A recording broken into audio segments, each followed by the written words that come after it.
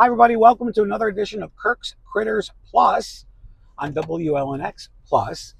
I'm here with Officer Katie. Say your last name, Katie. Jablonski. Jablonski, and you are an Ingham County Animal Control Officer. Yes. All right. And so we're starting the day. We have no idea what's going to happen, so we're just going to go with the flow. So tell me first of all, tell me about you. How did you get involved in this line of work? It's something I've always actually wanted to do. I went to school for criminal justice. Okay. Hoping that would get me in the right path with this. Throughout all of the college, there was a paragraph on animal control this big. Gotcha. You learned your laws and all that. And then I fell in love with it starting to watch Animal Cops. Animal Cops Detroit, Animal Cops Houston. Really? Yeah, I've always wanted to do something with animals. So you've always been an animal lover. Have. And are you from the area? Are you from Michigan? I am. I actually grew up in this county. Oh, awesome. Yeah. So that must be fun to It is fun to kind of help out your community. Absolutely. And so how long have you been doing this? With this department, it'll be almost 6 years. Oh, okay. I worked with Grand Traverse County for about a year. Oh, is that up north? That's in Traverse City. Oh, yeah. How did you end up all the way up there? I actually kept applying for here. Gotcha. Okay. Didn't get it. That was the first ACO job I got. Gotcha. I worked with Eaton County for a little bit as a part-time in the shelter. Okay. And then went to MSU for a different type of career change, and then got the job at Grand Traverse, and then was able to finally get the job here. And so I realize there probably isn't a quote-unquote typical day, but how does your day usually start? You come in, you get changed, you get your car loaded up with everything that you need. You log in, see what calls are potentially pending from the day before, just coming in. Anything that we call on rollover. So something that we started yesterday wasn't able to complete. Okay. So then they'll leave it for an officer to address the next day. And so when you say a call, what types of calls come in to you guys? So we deal with dog at larges, your typical dogs running in the streets, animal bites. You deal with welfares, whether it's not providing proper care, as in like medical, food, water, shelter. Not providing sanitary conditions is a big one. And does that usually come in from like a concerned neighbor? Yep. Or family member? I would say probably most, if not all, of our calls come in from the public. Okay. So we rely on the public to see something and say something. Gotcha. And what would you say is the biggest misconception about what you guys do? The biggest misconception is that we're just the dog catchers. We're out there to just pick up the strays and bring them back, or we're taking somebody's dog. Gotcha. You know how many times I go to somebody's house like, please don't take my dog. I'm not. That's the last thing we ever want to do. Right. We're out there to see if there's an issue. If there's an issue, how can we address it? Our main goal is part of our mission statement is best outcome for all. Is what? So, best outcome for all. Oh, gotcha. So that is in pretty much every officer's mind when they make decisions on how to approach a certain situation. Okay. And you mentioned you had a call earlier today. What kind of call was that? It was yesterday. Oh, So a okay. mail carrier had seen a kitten with an injured leg, Oh. and then it fell into the sewer. Oh. So I went there yesterday, multiple signs that the kitten went into the sewer. There was feces in the sewer. There was fur on the drain cover. Couldn't find it. There's tubes going on either side of the drain. I spoke with the resident there, and she said, oh, the cats and the raccoons live in the sewers here. They can get in, they can get out. I'm like, well, at least, and they had seen this particular kitten getting out and getting in before. I'm like, okay, well, that makes me feel better that it can get out of here. I left some food down in there, but we'll just go back, see if we can see it in the drain or see it in the area, because it does have a leg injury. We definitely want to bring it in and have our vet take a look at it. Is that unusual to have like a solo kitten? Because aren't they usually, in litters and stuff? Or once they get a certain age, they'll start wandering off, but they'll always go back to like where they where their litter mates are and stuff like that. But they'll wander around for sure. And so if we do find the kitten today, you'll take it back and have it checked out with the vets, right? If we find the kitten today, the hardest struggle is to try and catch it. There's that. Yeah. Because it is a feral kitten. Yeah. So they don't really like people. They run away. I think that's why it went into the sewer. Maybe someone was trying to catch it and it, went down in there as a safe space. So what is one of the most different or unusual calls you've ever gotten? Probably just dealing with some of the exotics. Oh. It's something that you just don't, we deal with domestic animals, your cats, your dogs, and we deal with livestock as well. But there'll be exotics in there like lizards, snakes, alligators, wallabies. Have you seen an alligator? I have not in this county, but there have been alligator calls in this county. Wow. So is that like someone got it as a pet and didn't realize like how big it might get, or? Yeah. Yes. Wow. It is not illegal, unfortunately, to own one, and it's all too easy to obtain one. And I spoke with Officer Kyle a while back, and he told me that he's seen a lot of calls for emus. Yes, that has increased, actually. I wonder why, do you think? People like to have fun exotic animals. Yeah. A lot of emu at large calls. Some in the city even. Now, are emus legal? Yeah. Okay. Yes, they are. I guess the only emu I know is from those commercials. Right? From the insurance commercials. Yeah. And then the song, emu, emu. Right. You get a lot of people that, they want, all the funny farms has become very popular. You raise your chickens, you have your pigs, your goats, and all of this stuff. And they want to get an emu because they want emu eggs or whatever. Right. But then they don't put the effort and the money into training themselves on how to care for these animals, what kind of containment that they need. And it's a backup plan if they were to get out, even if you have good containment. Right. Same with cattle. Like people, trying to be homesteaders and stuff, so they want their own cattle, raise it for beef or milk, and then they get loose, and it's a hard time to catch them because they didn't do the training with them to go in a trailer or whatever means. What about like horses too? Do you deal with horses? Yep. They would fall under like your livestock. And I would think that's more common in like more rural areas, right? Yes. Yeah. Absolutely. We get welfare calls on them, or they're loose. I would think this time of year when it gets so cold, do the calls tend to like spike at all in the colder weather? It just depends. Your welfares will spike up because of animals being kept outside. Yeah. It is not against the law to keep your animal outside. You just have to make sure they have everything they need. Okay. And that is food, water, and shelter. And shelter is the biggest one.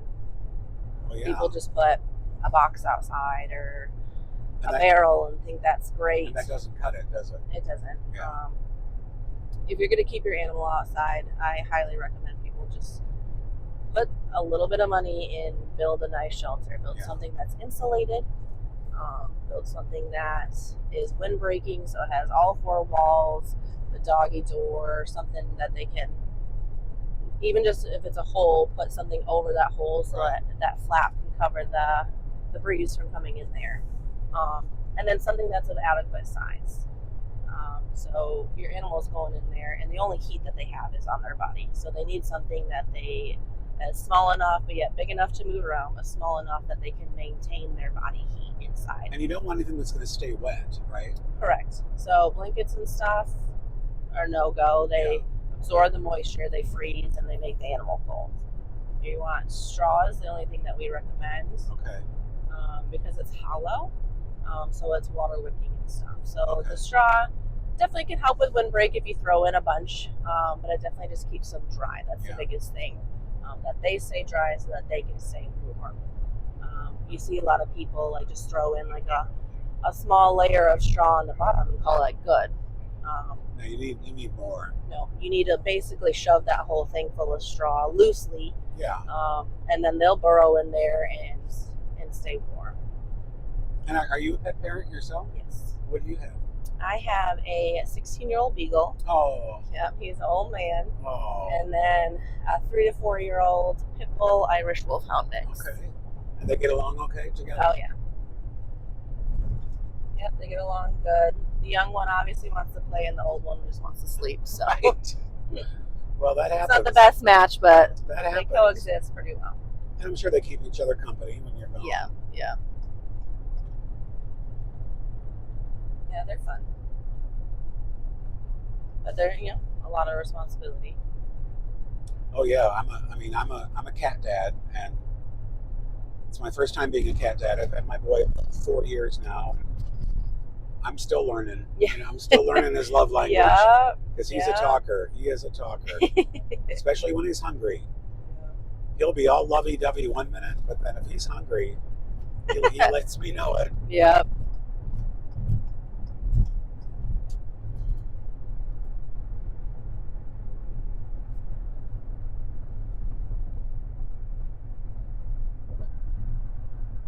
How often have you had to actually remove an animal because it just wasn't safe in a home? And I would guess that'd be pretty hard emotionally, but it's your job, right? Yeah. Probably less than you think. Okay. But when it's necessary, it's absolutely necessary. Yeah. And what about if someone comes to the realization on their own that they can no longer care for their animal? I would guess that would be difficult too. It's amazing when they do that. We try and obviously talk with them and Yeah. give them the realization of what is happening, whether it was intentional that they caused this, lack of money and they didn't know what resources they could use, or just the lack of education on how to care for an animal. Well, and I did a tour of the facility a couple of weeks ago and was surprised. I didn't realize you guys had a pantry there, where people can come and get food if they need it. And so that was kind of cool. Yeah, so our officers actually put things on our wish list too, so that we can, help individuals out. Just, Officer Stewart yesterday dealt with an individual who is houseless and has 5 dogs. Oh my! So we're gonna help them out. She brought a bunch of, care packages for him with food. He needed leashes, collars, all of those things. So luckily, we do have an amazing community that donates. Right. And if it's things that we can't use, we donate it right back to the community who could use it, and help them out with just simple things like a leash and a collar. Yeah, just the to basics. Keep the dogs contained so they're not running loose. And I see you've got some treats down here too. Yep. That's to try and get any loose dogs that are running around. I forgot. You're wearing khaki pants. AC8.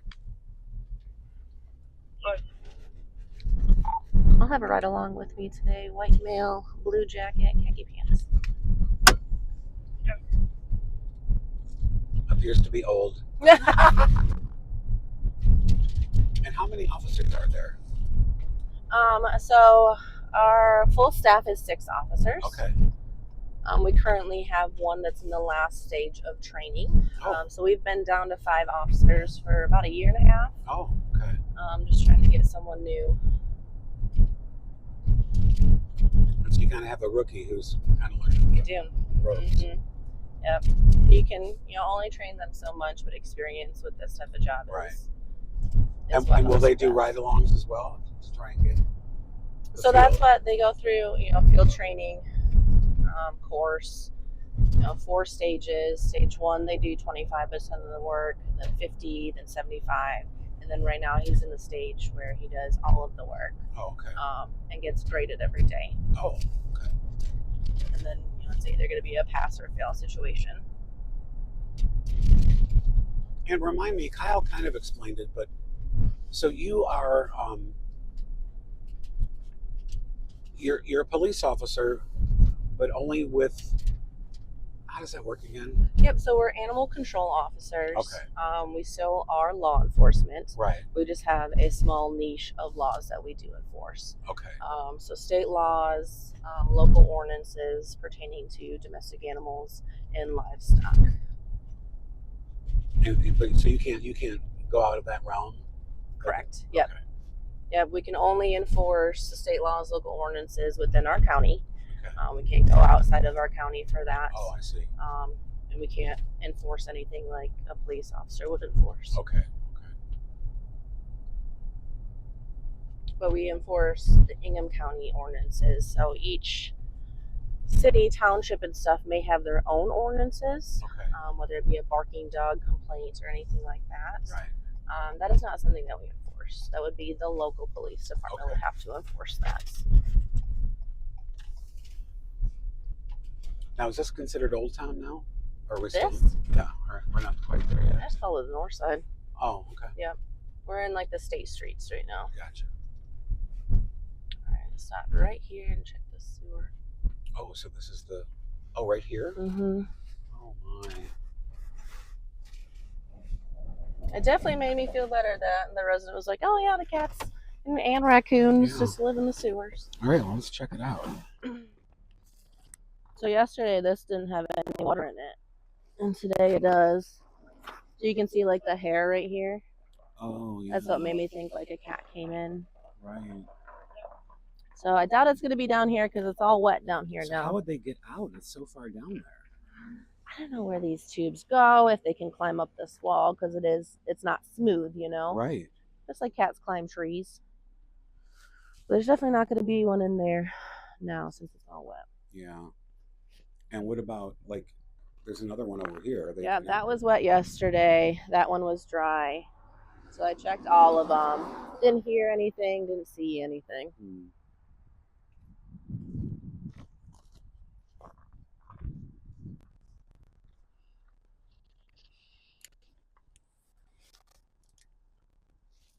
This one's more dry today.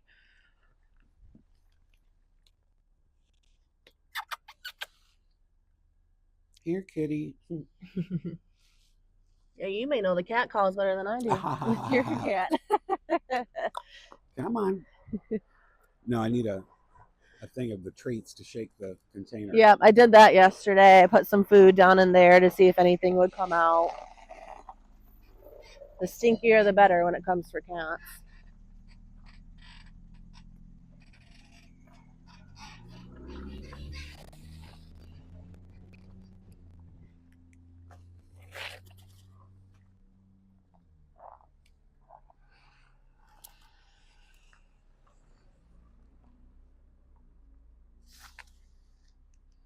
Well, hopefully this kitty is someplace warm. There's a slice of pizza down there. There's what? A slice of pizza There in is? that one, yeah. Well, I wouldn't come out either if there was pizza down there. So I did ask like a neighbor if they ever saw the kitten again to call us. Oh, okay. And we can try and figure out where it hangs out and Yeah. try and trap it. That's our first call on it. All right. There's a lot of stray cats in this neighborhood. Oh, there are. I mean, throughout the whole county, pretty much. 17953 radio check. And is there such a thing as like kitten season? Mm-hmm. Right? Yeah, Oh, spring. look. Yep. 580 radio check. Is that a stray? How do we know? You don't.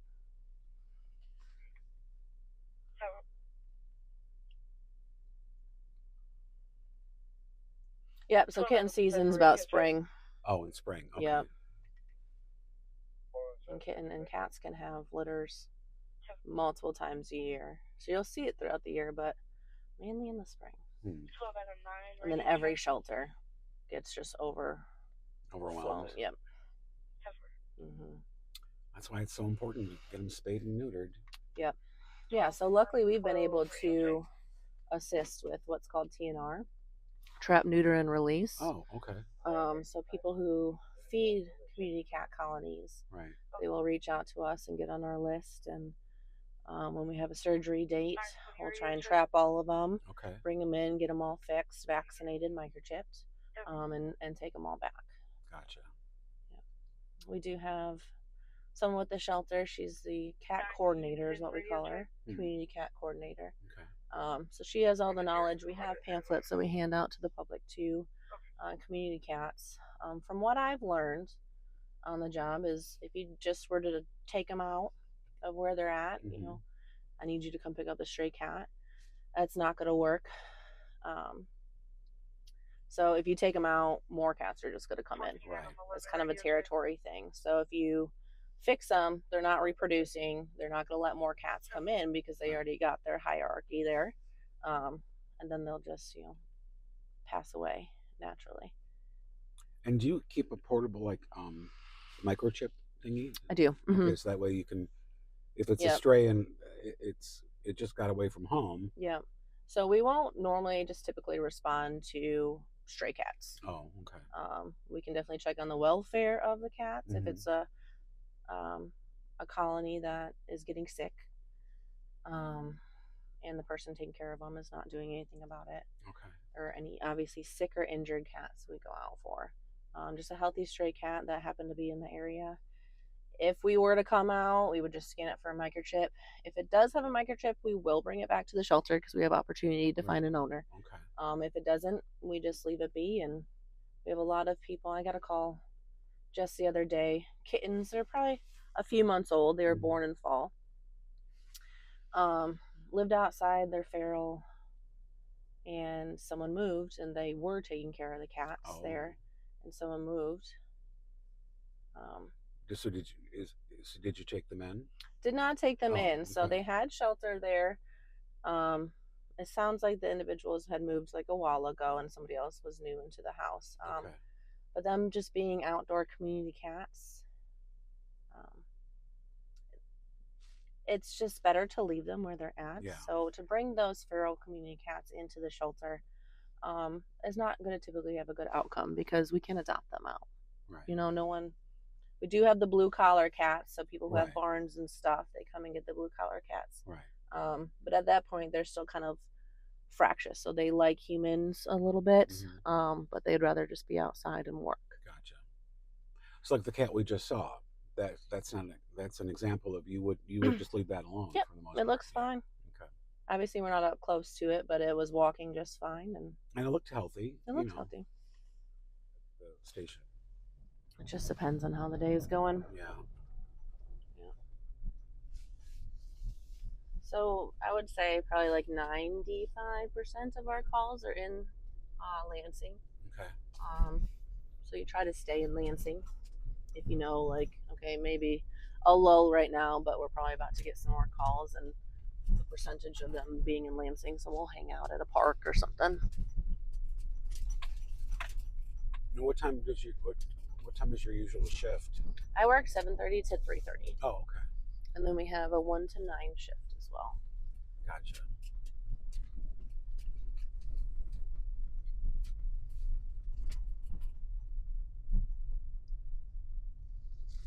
Is this a land bank home? It looks like it's been. This one? Or that one? No, this one right here. It looks like it's been redone. 9 Adams, 6 It's nice when people put, you know, effort into their house. Yeah. You start non for Topaz. And is this other, what we're listening to, is this other offices or is this? Yep, so we are on IC Main, so Ingham County, Maine. Oh, okay. You're going to have Meridian Township, Leslie, Stockbridge, the Ingham County Sheriff's Office. Oh, so it's everybody. It's not just animal control. Correct, Okay. yep. And then Lansing Police Department have their own channels. They have a north and a south channel just because they have more traffic. Right. And then MSU and East Lansing have their own channel. And then fire and stuff have their own channel.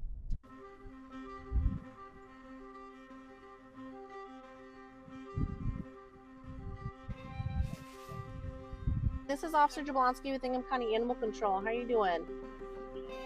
Good. I'm about to go check on a goat. Are you missing one by chance? All right, so you just spoke to someone who is concerned about the guy having a goat. Mm-hmm.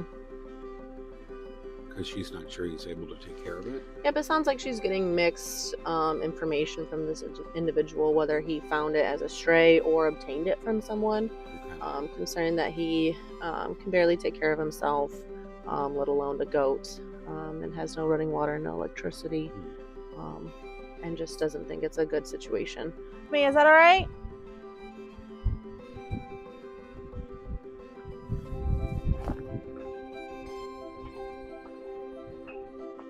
So these are David's goats, right?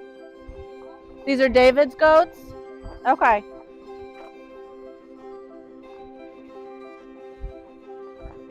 Are you staying here, Donald? Are you living here right now? Okay.